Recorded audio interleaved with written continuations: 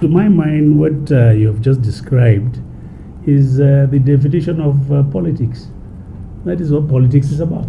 There will be disagreements with the ability of the political party to surmount those challenges that will now determine whether or not it's a strong political party. So disagreements are usual in politics, and I am assuring you that most of these disagreements are being settled as we proceed. If you recall, 5 of us went to see Mr. President last week, and some of the things we discussed with him were those issues. Some of them that were serious enough, we have implored Mr. President to wade in, and he has done that, and we are getting to the bottom of the problems. The PDP may appear to have had a better presidential primaries. All the other primaries were overshadowed by the presidential, so we do not know what transpired in those. I agree that we have not reached the point of satisfaction as far as internal democracy is concerned in Nigerian political parties. But it's a work in progress. This democracy is about 20 years old now. So there's still a lot of space for improvement in the internal democracy of political parties. But I think things are getting better generally, and I think we'll get there. For example, Bauchi is a good case in point. You know, when the neck of the party sat, they took a decision that the presidential election should be, presidential primaries should be conducted direct. But for all other primaries, the state executive committees of the party should sit and determine for themselves, considering the peculiarities of their states, what mode they will utilize for their primaries. The state executive committee of Bauchi State of the APC met while I was in China with Mr. President. They decided they wanted indirect primaries, but the headquarters of the party changed the indirect to direct. So I'm one of those governors. I've undergone a direct primaries. In fact, it was done twice. It was done on a Friday before the committee set up by the headquarters came, because people came out, they waited, they therefore decided to line up and count themselves.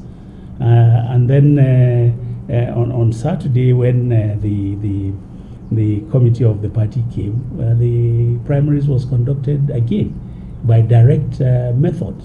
So if there's any governor that should be annoyed with the headquarters of the party, it should have been me. I should have been one of them. But I'm not. I'm happy with what transpired. For me, it's like a mock election. After our meeting with Mr. President, we said the next set of elections are going to be run on issues. Everybody will bring out his scorecard.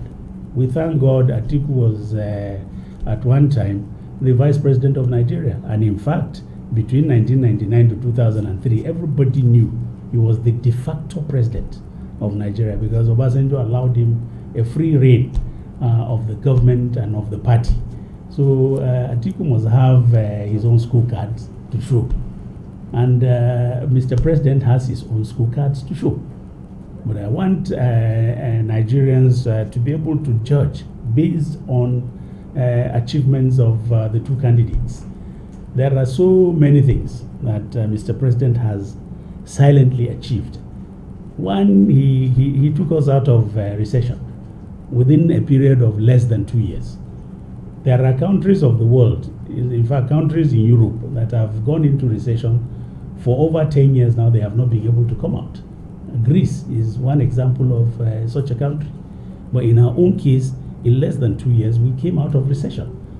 At a point, we were in actual recession, but we came out of it. Yes, growth is slow, but that is expected. The recession, let us not lose sight of the fact that it was not this government that pushed Nigeria into recession. If you recall, as far back as 2013, Dr. Ngozi Okonjo-Iweala warned Nigerians that the economy was going into recession because of the way the economy was being handled by the government of the day. So something that has taken 16 years to do, Nigerians are expecting magic. You are expecting that within 3 years or 4 years, we should be able to undo what has been done in 16 years. That is not fair. So a lot has to be done, and every hand must be on deck for us to be able to achieve. You know, when we started, only 3 members of the House of Representatives were with me. But today, 9 members of the House of Assembly out of 12 are with me. If you recall very vividly, the APC chose a candidate for speakership. I'm a loyal party member, and I towed the line of the party. That was all.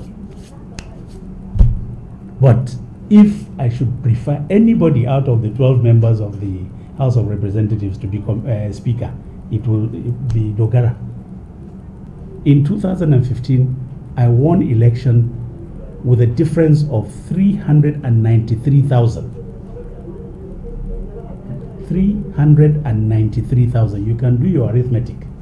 Take away the 70,000. Assume everybody came out to vote in that area and they have not voted for me. You can give your own answer yourself. So that is the truth about the politics of Bauchi State.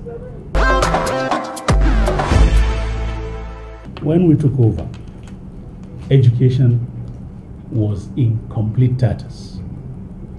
The percentage of success in the 2 major elections of WAEC and NECO was 3.5%. Abysmal 3.5%. By 2016, we were able to raise it to 17.6. By 2017, last year, we were able to raise it to 27.8. These are real achievements. I have either constructed or renovated 1,700 schools all over Bauchi, and they are there. Wherever you go, every nook and cranny, when you see a cream-colored building with blue roof, that is my project. But to me, that is not an achievement in education. It's part of the achievement, because the learning environment is very, very important, but it's just a very tiny factor in whether or not you succeed in education. What determines success in education is what I have told you. Raising the percentage of success from 3.5% in 2015 to 27.8% in 2017. That is as far as education is concerned. And this is ongoing. I have constructed 19 brand new healthcare centers, fully equipped with staff quarters, a water supply, some of them where ambulances are not available in the secondary institutions. We have even provided ambulances. In the area of empowerment of particularly the youth and women, we have this large population of unemployed youth. Some of them educated, some of them half educated, some of them not educated at all, and that we have to tend to. So we have evolved a system of teaching them skills and then starting them off. We have an outfit called Basiward. Basiward takes care of the empowerment of youth and women. So we have reached an agreement with the Federal Mortgage Bank and the developers to continue and complete these projects. And then government will now allocate them to civil servants and then deduct the money from the salaries of the civil servants. We have done this and many others. When we came on board, we determined for ourselves 3 broad areas of comparative advantage. 1, agriculture. 2, solid minerals. 3, tourism. And we have been pursuing developments in these broad sectors. Agriculture, because 85% of the total population of Bauchi State practice one form of agriculture or the other. And these people have been practicing agriculture the way they have inherited it from their forefathers. That cannot sustain us economically if we continue that way. Agriculture will just be a subsistence activity. Reconciliation. And then we must organize the campaign structure of Mr. President and the governors to be very, very inclusive. The people on the ground support the APC. All you need to do is to manage your support base, and then it will translate into victory.